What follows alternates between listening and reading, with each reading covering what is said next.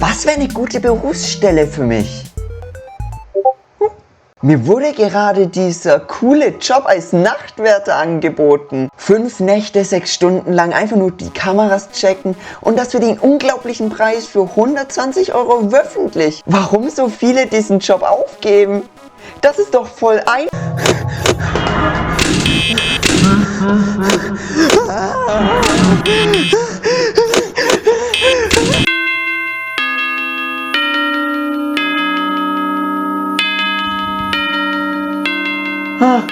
Wow, das ist ja mal ein cooler Zusatz.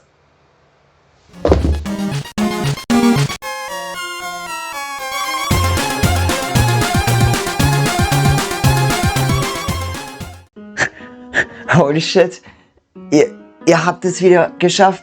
Ihr habt wieder eine Zahl erreicht, wo ich mir am Anfang gedacht habe, ich werde die nie erreichen. Leute, ich habe die 9000 Abos.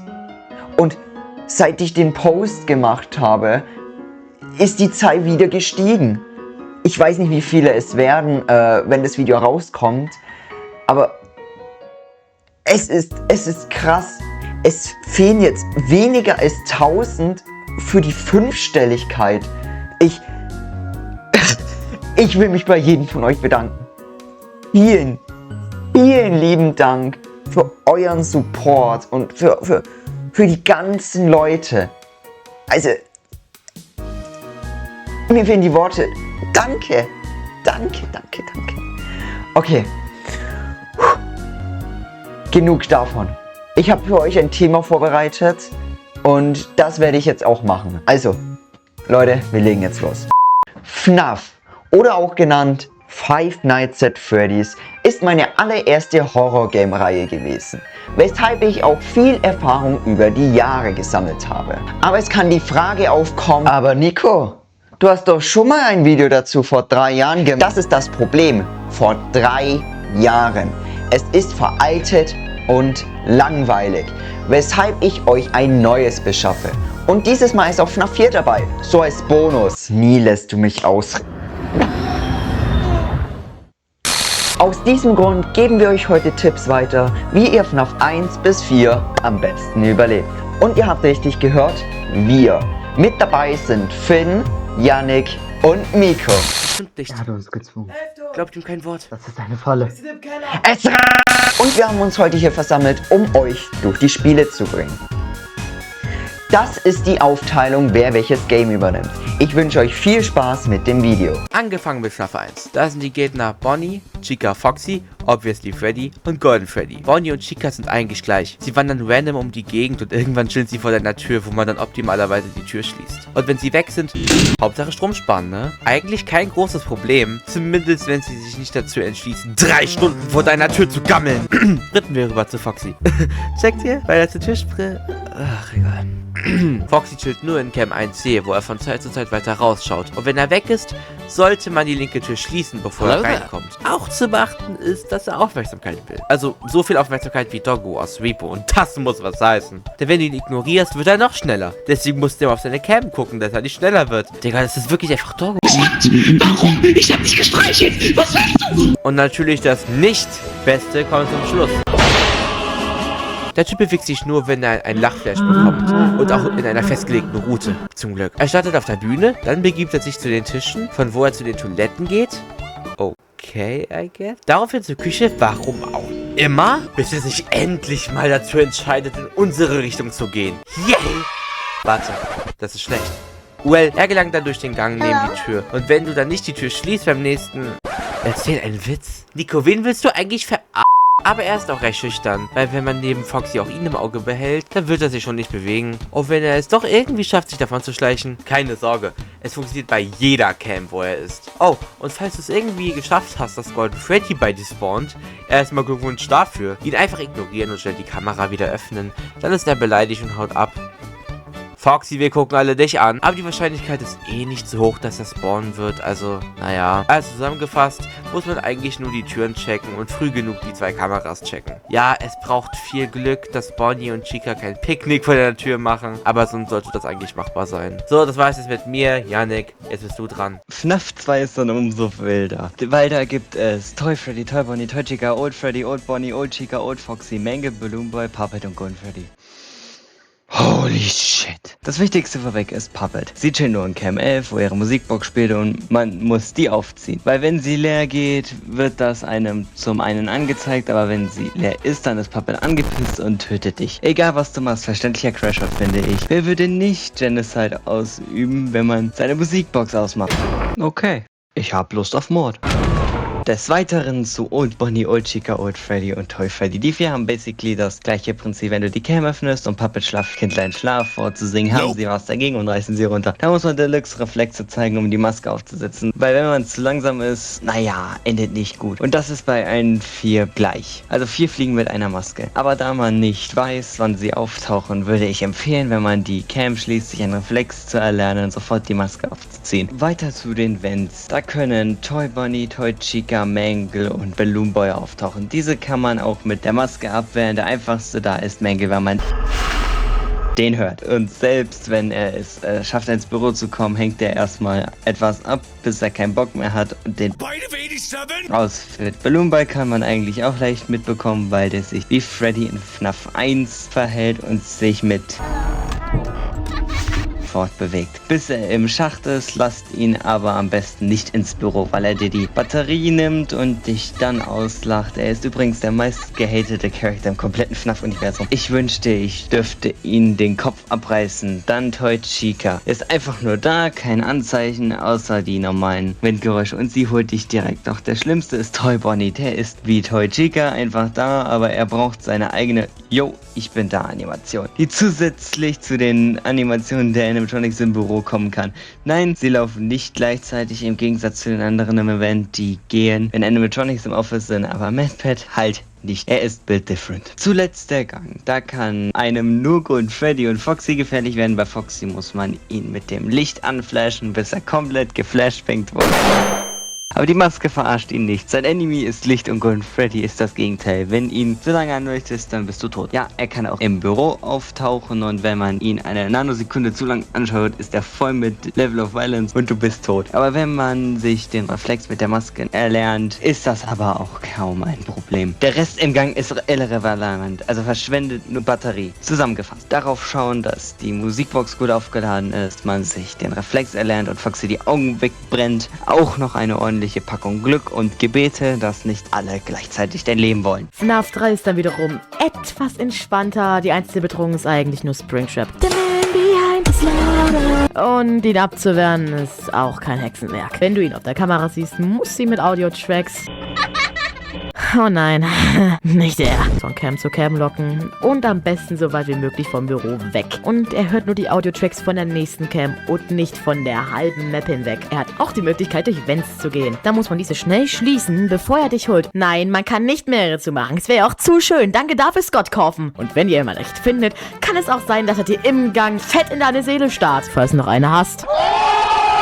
Von da an kann man ihn, wenn man schnell genug ist, ihn wieder zurückholen. Aber wenn er den Gang überschritten hat, dann heißt es F an dich. Wir sind nicht im Himmel. Als Animatronic. Höchstwahrscheinlich. Keine Ahnung, wie das abläuft. Weil es ist sauschwer bis zu unmöglich, ihn wieder zurück zu den anderen Camps zu locken. Nur noch zu Cam unten links.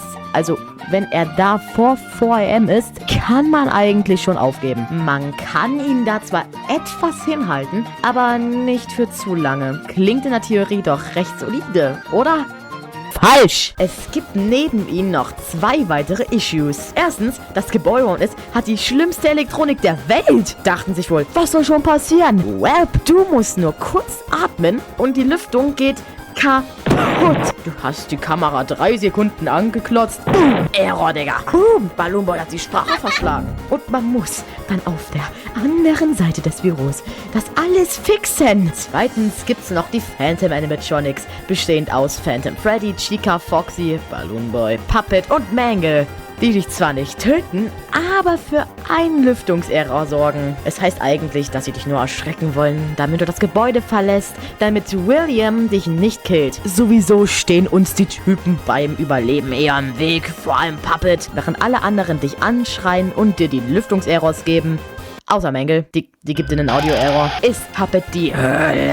Weil wenn du den auf der Cam findest, spawnt dein Büro, steigt eine Zeit lang an und saugt dir die Seele aus. Während man nichts dagegen machen kann. Ach, zusätzlich hinterlässt er dir noch einen Lüftungsschacht-Error. Danke dafür, iPuppet. Man fragt sich jetzt, wie man die hier abwehren kann. Wenn Foxy im Office zu sehen ist, einfach kurz Cam wieder öffnen. Dann sollte er weg sein. Will ihn nicht zu lang anschauen, dann verzieht er sich. Und auch bei Balloon Boy muss man ganz schnell die Cam wieder schließen. Jedoch sind Chica, Puppet und Mangle anders nervig, weil diese nicht wirklich abwehrbar sind, aber sie spawnen nur bei bestimmten Cams. Also haltet euch, wenn es geht, einfach von den 3 Cams fernhalten. Große allgemeine Tipps gibt es jetzt nicht. Man muss gut hinhören, ob Springtrap im Vent ist und wenig Audios nutzen. Wenn er in einem Raum ist und Video-Error ist, sieht man trotzdem, ob er sich bewegt und kann ihn easy wieder zurücklocken. Oft zumindestens. Das war's von meinem Teil hier. Meine Nachbarn lieben das. Ich habe 32 Minuten hier reingesteckt. FNAF 4 geht wieder zu den 4 OGs zurück, aber in gruseliger. Hier sind es Nightmare Freddy, Bonnie, Chica, Foxy, Fredbear und Nightmare. Der einfachste zuerst Freddy. Er lässt diese Freddles auf deinem Bett erscheinen und je länger du ignorierst, desto mehr spawnen. Und nach einer kurzen Zeit... Um ihn abzuwehren, muss man aufs Bett leuchten, bis alle Freddles weg sind. Runter von meinem Bett! Schwieriger werden Bonnie und Chica. Sie sind wie FNAF 1 an den Türen, jedoch muss man auf ihre Atemgeräusche achten.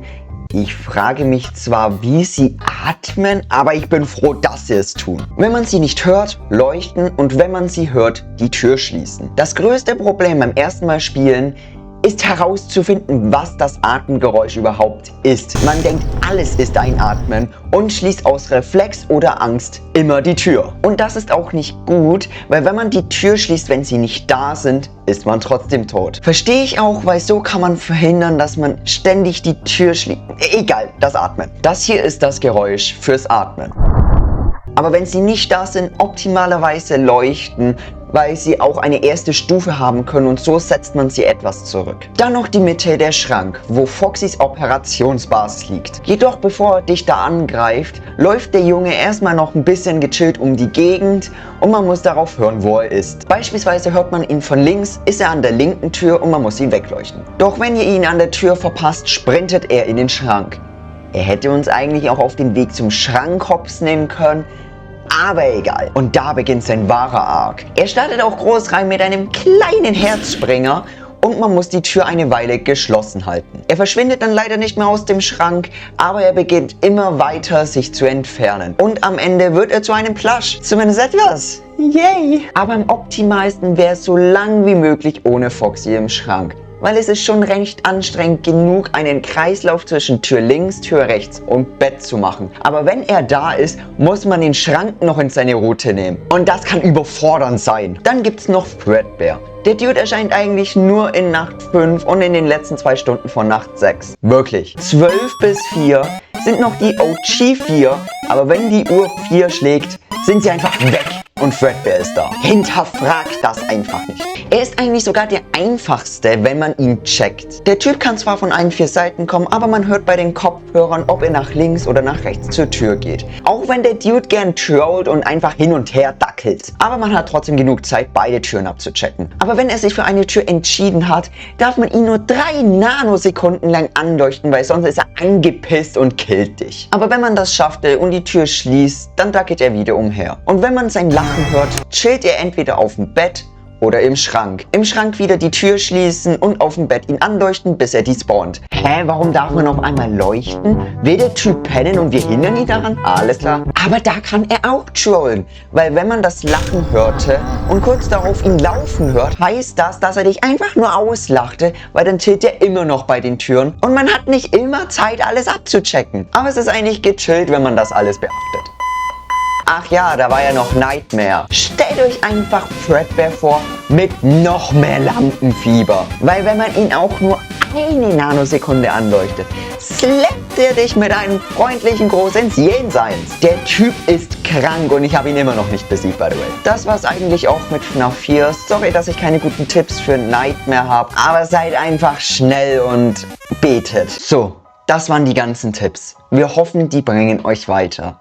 Ich bedanke mich auch bei den anderen, dass sie mir bei diesem Video so gut geholfen haben. Und bald ist es ja soweit. Wir sind nun auf den Zielgeraden der 5-Stelligkeit. Und wir sehen uns da wieder. Nein, ich kann das nicht mehr.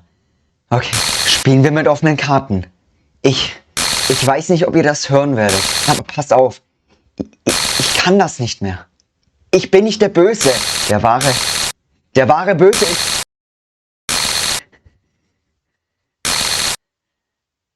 Wir sehen uns bald wieder.